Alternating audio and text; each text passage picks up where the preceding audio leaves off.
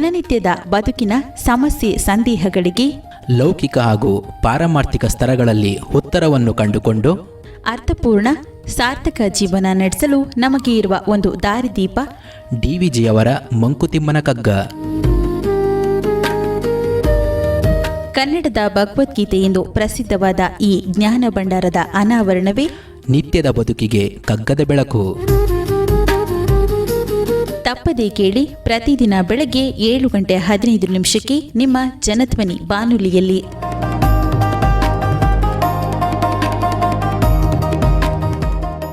ಆತ್ಮೀಯ ಶ್ರೋತೃಗಳಿಗೆ ನಮಸ್ಕಾರ, ಸುಪ್ರಭಾತ. ಡಿವಿಜಿರವರ ಮಂಕುತಿಮ್ಮನ ಕಗ್ಗದ ಅಧ್ಯಯನ ನಿತ್ಯದ ಬದುಕಿಗೆ ಕಗ್ಗದ ಬೆಳಕು, ಈ ಕಾರ್ಯಕ್ರಮವನ್ನು ಇವತ್ತು ಮುಂದುವರ್ಸೋಣ. ಸತ್ಯವೆಂಬುದದೇನು ಸತ್ಯವೆಂಬುದದೇನು ಬ್ರಹ್ಮಾಂಡ ತಾಂಡವದಿ ಬ್ರಹ್ಮಾಂಡ ತಾಂಡವದಿ ನೃತ್ಯವೇ ಸತ್ಯವಲ ನೃತ್ಯವೇ ಸತ್ಯವಲ ಕಡಲಲೆಯ ಬಾಳೋಳ್ ಕಡಲಲೆಯ ಬಾಳೋಳ್ ಮಿಥ್ಯೆ ಎಂಬುದೇ ಮಿಥ್ಯೆ ಮಿಥ್ಯೆ ಎಂಬುದೇ ಮಿಥ್ಯೆ ಜೀವನಾಟಕ ಸತ್ಯ ಜೀವನಾಟಕ ಸತ್ಯ ಕೃತ್ಯವಿದು ಬೊಮ್ಮನದು ಮಂಕುತಿಮ್ಮ ಕೃತ್ಯವಿದು ಬೊಮ್ಮನದು ಮಂಕುತಿಮ್ಮ. ಸೊ ನಮ್ಮಲ್ಲಿ ಯಾವುದು ಸತ್ಯ ಯಾವುದು ಮಿಥ್ಯ ಅನ್ನೋದ್ರ ಬಗ್ಗೆ ತುಂಬ ಚರ್ಚೆ ಆಗುತ್ತೆ. ಕೆಲವು ಸಂದರ್ಭಗಳಲ್ಲಿ ವಿಶೇಷವಾಗಿ ಬೇಸರದ ಸಂದರ್ಭಗಳಲ್ಲಿ ಎಲ್ಲ ನಮಗೆ ಒಂದು ರೀತಿಯಲ್ಲಿ ದುಃಖ ಹೆಚ್ಚಾದಾಗ ಈ ಪ್ರಪಂಚ ಎಲ್ಲ ನಶ್ವರ ಅಂತ ಹೇಳೋವಂಥ ಒಂದು ರೀತಿಯ ವೈರಾಗ್ಯದ ಭಾವನೆ ಬಂದ್ಬಿಡುತ್ತೆ. ಅದ್ರ ಜೊತೆಗೆ ಕೆಲವು ಸರ್ತಿ ನಮ್ಮ ಧಾರ್ಮಿಕ ಗುರುಗಳು ಅನ್ನೋರೆಲ್ಲ ಯಾರಿರ್ತಾರೆ, ಧಾರ್ಮಿಕ ಪುಸ್ತಕಗಳು ಅದನ್ನೆಲ್ಲ ನಾವು ನೋಡಿದಾಗ ಅದರಲ್ಲಿ ಎದ್ದು ಕಾಣುವಂಥ ಒಂದು ವಾದ ಅಥವಾ ಒಂದು ವಿಚಾರ ಏನಪ್ಪ ಅಂತಂದರೆ, ಇಲ್ಲಿ ನಮಗೆ ಕಾಣುವಂಥ ಈ ಜಗತ್ತೆಲ್ಲ ಸುಳ್ಳು, ದೇವರೊಬ್ಬನೇ ಸತ್ಯ. ಸೊ ಈ ಥರದ್ದನ್ನು ನಾವು ಕೇಳ್ತೀವಿ. ಎಷ್ಟೋ ಸರ್ತಿ ವಿಚಾರವಂತ ವ್ಯಕ್ತಿಗೆ ಇದು ನಂಬೋದಕ್ಕೆ ಭಾಳ ಕಷ್ಟ. ಯಾಕೆ, ಎದುರುಗಡೆ ಕಾಣಿಸ್ತಾ ಇರೋವಂಥ ಮರ ನನಗೆ ಕಾಣಿಸ್ತಾ ಇದೆ, ಎದುರುಗಡೆ ಇರೋವಂಥ ಮುಳ್ಳು ನನಗೆ ಚುಚ್ಕೊಳ್ತು, ನನಗೆ ನೋವಾಯಿತು, ಸೊ ಅದು ಸತ್ಯ ಅಲ್ವಾ, ಅದನ್ನಿಲ್ಲ ಅಂದ್ಬಿಡ್ತಾರಲ್ಲ. ಸೊ ಹಾಗಾಗಿ ಎಷ್ಟೋ ಸರ್ತಿ ಈ ಥರದ ಈ ವೇದಾಂತ ದೃಷ್ಟಿಕೋನದ ಬಗ್ಗೆನೇ ಸಂಶಯಗಳು ಜನರಿಗೆ ಬರುವಂಥದ್ದು ಕೂಡ ಇರುತ್ತೆ. ಅದನ್ನು ನಾವು ಸ್ವಲ್ಪ ಸೂಕ್ಷ್ಮವಾಗಿ ಅರ್ಥ ಮಾಡ್ಕೊಳ್ಳೋದು ಬಹಳ ಮುಖ್ಯ. ಇಲ್ಲಿ ಸತ್ಯ ಅಂತಂದರೆ ಏನು? ಬ್ರಹ್ಮ ಸತ್ಯಂ ಜಗನ್ಮಿಥ್ಯಾ ಅಂತ ವೇದಗಳು, ಪುರಾಣಗಳು, ನಮ್ಮ ಉಪನಿಷತ್ತುಗಳು ಎಲ್ಲ ಹೇಳುತ್ತೆ. ಸೊ ಬ್ರಹ್ಮ ಒಬ್ಬನೇ ಸತ್ಯ, ಜಗತ್ತೆಲ್ಲ ಮಿಥ್ಯ. ಹಿಂದಿನ ಮುಕ್ತಕಗಳಲ್ಲಿ ಅದನ್ನು ಕೂಡ ನಾವು ನೋಡಿದ್ವಿ, ಇದೆಲ್ಲ ಮಿಥ್ಯೆ ಅಂತ. ಸೊ ಈ ಮಿಥ್ಯ ಅನ್ನೋದನ್ನು ಸರಿಯಾಗಿ ನಾವು ಅರ್ಥ ಮಾಡ್ಕೊಳ್ಳದೆ ಹೋದರೆ, ಅದರ ತಪ್ಪು ಕಲ್ಪನೆ ನಮ್ಮ ಮನಸ್ಸಿನಲ್ಲಿ ಬಂದುಬಿಟ್ರೆ, ಆಗ ಈ ವಿಚಾರವನ್ನೇ ನಾವು ನಂಬೋದಕ್ಕೆ ಸಾಧ್ಯ ಇಲ್ಲ ಅನ್ನೋ ರೀತಿಯಲ್ಲಿ ಅಪನಂಬಿಕೆಗಳು, ಸಂಶಯಗಳು, ಸಂದೇಹಗಳು ನಮ್ಮಲ್ಲಿ ಬಂದ್ಬಿಡುತ್ತೆ. ಸೊ ಅದಕ್ಕೆ ಇಲ್ಲಿ ಒಂದು ಸ್ಪಷ್ಟವಾಗಿ ಅರ್ಥ ಮಾಡ್ಕೊಳ್ಬೇಕಾದಂಥ ವಿಚಾರವನ್ನು ಇಲ್ಲಿ ಸ್ಪಷ್ಟವಾಗಿ ಡಿವಿಜಿಯವರು ಹೇಳಿದ್ದಾರೆ. ಆಸ್ಕರ್ ವೈಲ್ಡ್ ಅಂತ ಒಬ್ಬ ಇಂಗ್ಲೀಷ್ ಲೇಖಕ, ಪ್ರಸಿದ್ಧವಾದಂಥ ಇಂಗ್ಲೀಷ್ನ ಅನೇಕ ಸಣ್ಣ ಕಥೆಗಳನ್ನು, ಪ್ರಬಂಧಗಳನ್ನು ಇದನ್ನೆಲ್ಲ ರಚಿಸಿದ್ದಾನೆ. ಅವನ ಗದ್ಯ ಇದು ಕೂಡ ಬಹಳ ಸುಂದರವಾದಂಥದ್ದು, ಬಹಳ ಚೆನ್ನಾಗಿ ಹಾಸ್ಯಮಯವಾಗಿ ಬರೆಯುವಂಥ ಲೇಖಕ. ಒಂದು ಕಡೆ ಆತ ಹೇಳ್ತಾನೆ, ಫಿಲಾಸಫಿ ಈಸ್ ನೋ ಆ್ಯನೋಡೈನ್ ಫಾರ್ ಟೂತೇಕ್ ಅಂತ. ಅಂದರೆ ಒಬ್ಬ ಹಲ್ಲು ನೋವು, ಅಯ್ಯೋ ನನಗೆ ಹಲ್ಲು ನೋವಿದೆ, ಊದ್ಕೊಂಡ್ಬಿಟ್ಟಿದೆ, ಅಗ್ಯಕ್ಕಾಗ್ತಾ ಇಲ್ಲ ಅಂತ ಹೋದಾಗ ನಿಮ್ಮ ಹತ್ರ ನೀವು ಅವ್ರನ್ನ ಕೂಡಿಸ್ಕೊಂಡು ಅವರಿಗೆ ವೇದಾಂತವನ್ನು ಹೇಳೋದ್ರಿಂದ ಏನು ಪ್ರಯೋಜನ ಆಗಲ್ಲ. ನೋಡಪ್ಪ, ಈ ನೋವೆಲ್ಲ ನಶ್ವರ, ಈ ನೋವೆಲ್ಲ ಕ್ಷಣಿಕ, ಈ ಪ್ರಪಂಚನೇ ಕ್ಷಣಿಕ, ನೋವು ತಾನೇ, ನೋವು ನುಂಗ್ಕೊಂಬಿಡು, ನೋವು ಸಹಿಸ್ಕೊಂಬಿಡು ಅಂತಂದರೆ ಅವನು ಎದ್ದು ನಿಮ್ಮ ಕಪಾಳಕ್ಕೆ ಹೊಡಿತಾನೆ, ನಿಮಗೂ ಅಲ್ಲಿ ನೋವು ಶುರುವಾಗುತ್ತೆ. ಸೊ ಅದಲ್ಲ, ಫಿಲಾಸಫಿ ಈಸ್ ನಾಟ್ ಎನ್ ಆ್ಯನೋಡೈನ್, ಅಂದರೆ ಪೇನ್ ಕಿಲ್ಲರ್ ಅಲ್ಲ, ಫಿಲಾಸಫಿ ಮಾಡೋಂಗಿಲ್ಲ. ನೆಪೋಲಿಯನ್ ಕತೆ ನಾವು ಕೇಳಿದ್ದೀವಿ. ನೆಪೋಲಿಯನ್ ಅವನು ಇಡೀ ವಿಶ್ವವನ್ನೇ ನಾನು ಗೆದ್ದುಬಿಡ್ತೀನಿ ಅಂತ ಅವನ ಸೈನ್ಯದ ಜೊತೆ ಯುರೋಪ್ ಖಂಡದಲ್ಲಿ ಎಲ್ಲ ಕಡೆ ಹೋಗ್ತಾ ಇದ್ದಾಗ, ಫ್ರಾನ್ಸಿಂದ ಮುಂದಕ್ಕೆ ಅವನ ಒಂದು ಪ್ರಸಿದ್ಧವಾದಂಥ ಒಂದು ಸ್ಟೇಟ್ಮೆಂಟ್ ಏನಪ್ಪ ಅಂತಂದರೆ, ಇಡೀ ಸೈನ್ಯ ಮುಂದಕ್ಕೆ ಹೋಗಬೇಕಾದ್ರೆ ಅದಕ್ಕೊಂದು ಆ ಇಂಜಿನ್ಗೆ ಒಂದು ಪೆಟ್ರೋಲ್ ಹಾಕಬೇಕಲ್ಲ, ಅದೇನಪ್ಪ ಅಂತಂದರೆ ಸೋಲ್ಜರ್ಸ್ ಸ್ಟಮಕ್. ಒಬ್ಬ ಸೈನಿಕನ ಹೊಟ್ಟೆಗೆ ನಾವು ಚೆನ್ನಾಗಿ ಕೊಟ್ಟರೆ ಆವಾಗ ಸೈನ್ಯ ಮುಂದಕ್ಕೆ ಹೋಗುತ್ತೆ, ಆವಾಗ ಪ್ರಪಂಚವನ್ನು ನಾವು ಗೆಲ್ಲಬಹುದು ಅಂತ.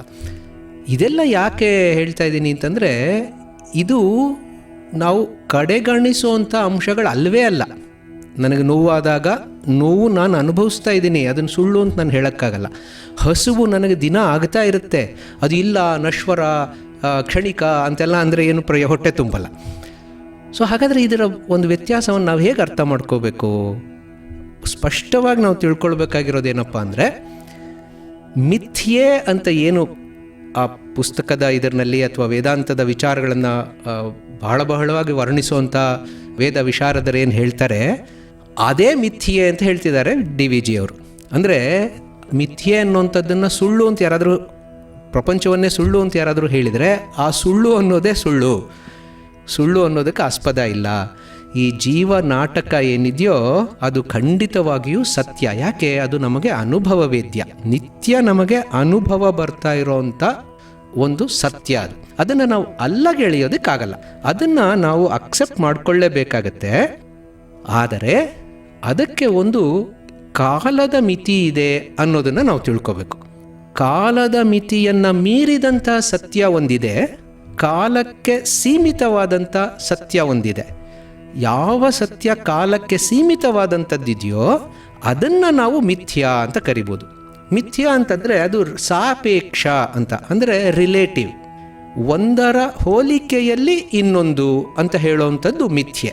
ಆ ಸತ್ಯ ಕಾಲ ದೇಶಗಳ ಗಣನೆಗೆ ಮೀರಿದಂತಹ ಒಂದು ಬ್ರಹ್ಮ ಸತ್ಯ ಇದೆ, ಅದಕ್ಕೆ ಹೋಲಿಸಿದರೆ ಕಾಲದೇಶಗಳ ಪರಿಮಿತಿಯೊಳಗೆ ಬರುವಂತಹ ಈ ಜೀವ ನಾಟಕ ಅದು ಮಿಥ್ಯಾ. ಅದಕ್ಕೆ ಹೋಲಿಸಿದ್ರೆ ಇದು ಮಿಥ್ಯವೇ ಹೊರತು ತನ್ನಿಂದ ತಾನೇ ಇದು ಮಿಥ್ಯಾ ಅಂತಲ್ಲ. ಸೊ ನಮಗೆ ಬರ್ತಾ ಇರುವಂಥ ಕಷ್ಟದ ಸಂದರ್ಭ ಅದನ್ನು ನಾವು ತಳ್ಳಿ ಹಾಕೋಕ್ಕಾಗಲ್ಲ. ನಮಗೆ ಬರ್ತಾ ಇರುವಂಥ ನೋವನ್ನು ಏನು ಇಲ್ಲ ಅಂತ ನಾವು ಕಡೆಗಣಿಸೋಕ್ಕಾಗಲ್ಲ. ಸೊ ಅದಕ್ಕೆ ಸೂಕ್ತವಾದಂಥ ರೀತಿಯಲ್ಲಿ ನಾವು ಪ್ರತಿಸ್ಪಂದನೆ ನೀಡಲೇಬೇಕು. ಅದನ್ನು ನೀಡಿ ನಾವು ಮುಂದಕ್ಕೆ ಹೋಗಬೇಕಾಗತ್ತೆ. ಈಗ ಅದರಲ್ಲಿ ನಮ್ಮ ವೇದಾಂತದ ದೃಷ್ಟಿಕೋನದಲ್ಲಿ 3 ರೀತಿಯ ಸತ್ಯಗಳನ್ನು ನಾವು ಹೇಳಿರ್ತೀವಿ. ಯಾವುದು ಕಾಲಾತೀತವೋ, ದೇಶಾತೀತವೋ, ವಸ್ತುವಿಗೆ ಅತೀತವಾದಂಥದ್ದು, ಎಲ್ಲದರಲ್ಲೂ ಇರುವಂಥದ್ದು, ಯಾವಾಗಲೂ ಇರುವಂಥದ್ದು, ಎಲ್ಲೆಡೆ ಇರುವಂಥದ್ದು, ಅದು ಒಂದಿದೆ, ಅದು ಸತ್ಯ. ಅದು ಪಾರಮಾರ್ಥಿಕವಾದಂತಹ ಸತ್ಯ, ಪರಮ ಸತ್ಯ, ಪರಸತ್ಯ. ನಿತ್ಯ ನಮಗೆ ಗೋಚರ ಆಗುವಂಥ ಕೆಲವು ವಿಚಾರಗಳಿರ್ತವೆ. ನಮ್ಮ ನಿತ್ಯ ಜೀವನದಲ್ಲಿ ನಾವು ಅನುಭವಿಸುವಂತಹ ಸಂದರ್ಭಗಳಿಗೆ ನಿಕಟವಾಗಿ ನಮಗೆ ಗೋಚರವಾಗುವಂಥವು. ಅದನ್ನು ನಾವು ಪಾರಮಾರ್ಥಿಕ ಸತ್ಯಕ್ಕೆ ನಾವು ಹೋಲಿಸೋಕ್ಕಾಗಲ್ಲ. ಇದರ ಸ್ತರವೇ ಬೇರೆ. ಅಂದರೆ ಅದು ಫಸ್ಟ್ ಫ್ಲೋರಲ್ಲಿದೆ ಅಂತಂದರೆ ನಾವು ಗ್ರೌಂಡ್ ಫ್ಲೋರಲ್ಲಿ ಇದ್ದೀವಿ. ಗ್ರೌಂಡ್ ಫ್ಲೋರಲ್ಲಿ ಇದ್ದಾಗ ಫಸ್ಟ್ ಫ್ಲೋರಲ್ಲಿ ಏನಿದೆ ಅಂತ ನಮಗೆ ಗೊತ್ತಾಗಲ್ಲ.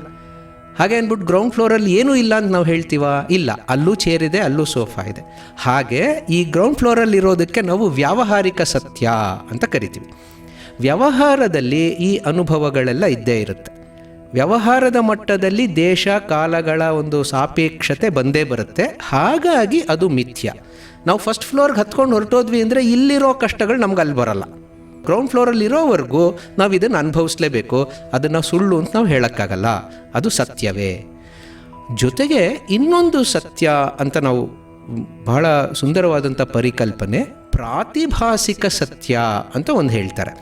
ಅದು ಏನು ಅಂತಂದರೆ, ಇವಾಗ ಕತ್ತಲೆಲ್ಲ ನಡ್ಕೊಂಡು ಹೋಗ್ತಾ ಇದ್ದಾಗ ಅಲ್ಲೊಂದು ಹಗ್ಗ ಬಿದ್ದಿದೆ.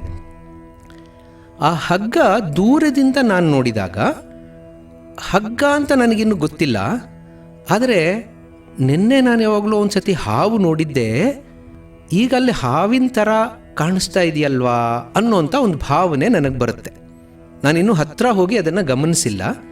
ಇರೋದು ಹಗ್ಗ, ನನ್ನ ಮನಸ್ಸಿಗೆ ಅದು ಪ್ರತಿಭಾಸ, ಅದು ಕಾಣಿಸ್ತಾ ಇರೋವಂಥದ್ದು ಯಾವ ರೀತಿಯಲ್ಲಿ ಕಾಣಿಸ್ತಾ ಇದೆ, ಒಂದು ಹಾವಿನ ರೀತಿಯಲ್ಲಿ ಕಾಣಿಸ್ತಾ ಇದೆ. ಆದರೆ ಆ್ಯಕ್ಚುಲಿ ಅದು ಹಾವಲ್ಲ, ಹಗ್ಗ. ಅದನ್ನು ನಾವು ಪ್ರಾತಿಭಾಸಿಕ ಸತ್ಯ ಅಂತ ಕರಿತೀವಿ. ಸೊ ಹೀಗೆ ಸತ್ಯ ಅನ್ನುವಂಥದ್ದು 3 ಸ್ತರಗಳಲ್ಲಿರುತ್ತೆ. ಹೆಚ್ಚಿನ ಸಂದರ್ಭಗಳಲ್ಲಿ ನಾವು ಅದು ಹಗ್ಗವೋ ಹಾವೋ ಅನ್ನೋದನ್ನು ನೋಡೋಕ್ಕೆ ಹೋಗಲ್ಲ. ನಮ್ಮ ಮನಸ್ಸಿಗೆ ಅದು ಹಾವು ಅಂತ ಅನಿಸಿದ ತಕ್ಷಣ ಹೌಹಾರೋದು ಅಂತಾರಲ್ಲ, ಹಾಗೆ ಎಗರು ಬಿದ್ದು ನಾವು ಓಡೋಗೋಕ್ಕೆ ಪ್ರಯತ್ನ ಪಡ್ತೀವಿ.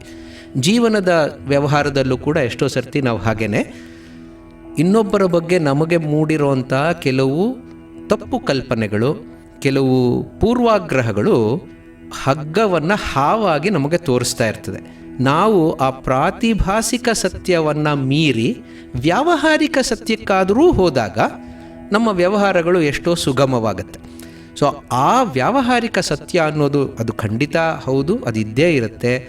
ಅದನ್ನು ನಾವು ಗೌರವಿಸಬೇಕು. ಯಾಕೆ ಅಂತಂದರೆ ಅದು ಏನೋ ತಾನಾಗೆ ಆಗಿರೋದಲ್ಲ, ಅದೂ ಕೂಡ ಕೃತ್ಯವಿದು ಬೊಮ್ಮನದು ಮಂಕುತಿಮ್ಮ, ಅದೂ ಕೂಡ ಆ ಭಗವಂತನ ಒಂದು ಪ್ರಕಟ ಆಗ್ತಾ ಇರುವಂಥದ್ದು ಬೇರೆ ಏನೂ ಅಲ್ಲ, ಅದೂ ಕೂಡ ಬ್ರಹ್ಮವಸ್ತುವೆ. ಅದನ್ನು ನಾವು ಸರಿಯಾಗಿ ನಿಭಾಯಿಸಿ ನಿರ್ವಹಿಸೋದಕ್ಕೆ ಸಾಧ್ಯ ಆದಾಗ ನಾವು ಪಾರಮಾರ್ಥಿಕ ಸತ್ಯವನ್ನು ಅರ್ಥ ಮಾಡ್ಕೊಳ್ಳೋದಕ್ಕೆ ಸಾಧ್ಯ ಆಗುತ್ತೆ ಅನ್ನೋದು